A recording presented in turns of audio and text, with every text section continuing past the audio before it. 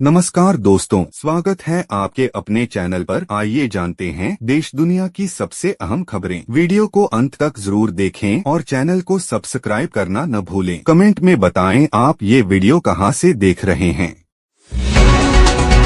केंद्र सरकार ने आखिरकार 8वें वेतन आयोग के गठन को मंजूरी दे दी है। लाखों सरकारी कर्मचारियों और पेंशनर्स के लंबे इंतजार के बाद ये फैसला सामने आया है। प्रधानमंत्री मोदी की अध्यक्षता में हुई आज की केंद्रीय मंत्रिमंडल की बैठक में इस प्रस्ताव को हरी झंडी दे दी गई। अब आयोग अगले 18 महीनों के भीतर अपनी रिपोर्ट और सिफारिशें सरकार को सौंपेगा, जिसके बाद इसे पूरे देश में लागू किया जाएगा। जानकारी के मुताबिक इस आयोग से करीब 50 लाख केंद्रीय कर्मचारी और लगभग 69 लाख पेंशनर्स को सीधा फायदा मिलने जा रहा है। सरकार ने जनवरी में इसकी मंजूरी का ऐलान किया था और अब औपचारिक रूप से इसका गठन भी कर दिया गया है। केंद्रीय मंत्री अश्विनी वैष्णव ने प्रेस कॉन्फ्रेंस में बताया कि कैबिनेट ने 8वें केंद्रीय वेतन आयोग के टर्म्स ऑफ रेफरेंस तौर को भी मंजूरी दे दी है, यानी आयोग के अधिकार और जिम्मेदारियां तय कर दी गई हैं। 8वें वेतन आयोग की चेयरपर्सन सुप्रीम कोर्ट की पूर्व जज जस्टिस रंजना प्रकाश देसाई होंगी। वे इस समय प्रेस काउंसिल ऑफ इंडिया की प्रमुख भी हैं और अपनी निष्पक्ष छवि के लिए जानी जाती हैं। उनके साथ IIM बेंगलुरु के प्रोफेसर पुलक घोष पार्ट टाइम मेंबर के तौर पर जुड़ेंगे, जबकि पंकज जैन, जो फिलहाल पेट्रोलियम और नेचुरल गैस मंत्रालय में सचिव हैं, उन्हें मेंबर सेक्रेटरी की जिम्मेदारी दी गई है। अब सवाल यह है कि आयोग करेगा क्या? सरल शब्दों में कहें तो यह आयोग तय करेगा कि केंद्रीय कर्मचारियों और पेंशनर्स का नया वेतनमान पे स्केल क्या होगा, पेंशन स्ट्रक्चर में क्या बदलाव आएंगे और भत्तों अलाउंसेस की व्यवस्था कैसी होगी। आयोग का मकसद है महंगाई, जीवन स्तर और मौजूदा आर्थिक हालात को ध्यान में रखते हुए एक संतुलित और न्यायसंगत वेतन ढांचा तैयार करना। आपको बता दें, हर 10 साल में सरकार एक नया वेतन आयोग गठित करती है। 7वां वेतन आयोग 28 फरवरी 2014 को बना था और इसकी सिफारिशें 1 जनवरी 2016 से लागू की गईं। उस वक्त औसतन 23.55% वेतन वृद्धि दी गई थी, जिससे सरकार पर करीब 1 लाख करोड़ रुपए का अतिरिक्त बोझ पड़ा था। लेकिन विशेषज्ञों का कहना है कि उस फैसले से देश की अर्थव्यवस्था में डिमांड और खपत कंजम्पशन दोनों बढ़ी, जिससे बाजार में पैसा घूमने लगा और आर्थिक गतिविधियां तेज हुई। अश्विनी वैष्णव ने बताया कि आयोग के गठन से पहले रक्षा, गृह, रेलवे, डॉक्ट विभागों